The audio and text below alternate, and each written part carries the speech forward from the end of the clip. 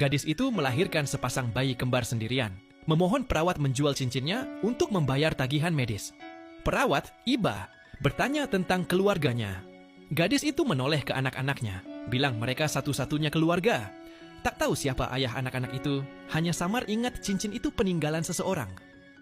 5 tahun berlalu, gadis itu bekerja belasan pekerjaan setiap hari untuk membesarkan anak-anaknya. Suatu hari, ibu CEO menyamar sebagai petugas kebersihan mengunjungi perusahaan. Asisten bingung, bertanya mengapa ia berpakaian begitu. Ibu CEO bilang ia mencari gadis yang ditemuinya 5 tahun lalu. Putranya, CEO, tetap melajang, tak tertarik pada wanita lain, membuat ibunya khawatir tak punya cucu. Teman-temannya mengolok, bilang putranya tak bisa jadi ayah. Untuk menjaga harga diri, ibu CEO mencari calon istri untuk putranya, memerintahkan semua orang merahasiakan identitasnya, lalu masuk perusahaan. Tanpa diduga, ibu CEO bertemu gadis itu yang membeli kopi untuk rekan kerja. Gadis itu tak marah saat bersenggolan, malah meminta maaf sopan. Melihat lencana ibu CEO, gadis itu mengira ia petugas kebersihan baru dan ramah menawarkan tur perusahaan. Ibu CEO kagum pada kecantikan dan kebaikan hati gadis itu, langsung menyukainya. Mereka mengantar kopi ke kantor, tapi rekan kerja tak memperhatikan ibu CEO. Beberapa mengeluh ia menghalangi dan hampir menjatuhkannya. Gadis itu segera membantu.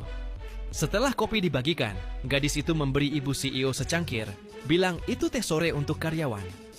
Tiba-tiba, wanita lain dengan angkuh merampas kopi ibu CEO, bilang petugas kebersihan tak pantas mendapatkannya. Gadis itu membela, bilang semua karyawan setara, tak ada pekerjaan tinggi atau rendah.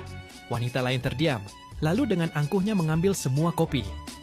Gadis itu menghibur ibu CEO, bilang tak perlu malu mencari nafkah dengan tangan sendiri. Sore itu, gadis itu melihat ibu CEO berbicara dengan pria biro jodoh, hendak membayar $80.000. Gadis itu menghentikan, memarahi pria itu karena bermain peran sebagai makelar jodoh dengan biaya tinggi.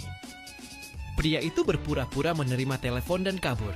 Gadis itu menasihati ibu CEO agar tak mudah percaya, bilang sulit mencari uang di usianya. Ibu CEO mengaku salah karena tergesa. Tiba-tiba, ia menatap gadis itu. Matanya berbinar, lalu mengajaknya kencan buta dengan putranya. Gadis itu terkejut, menolak lembut, menjelaskan ibunya meninggal. Ayahnya menikah lagi, dan ia diusir ibu tiri, kini membesarkan anak kembar.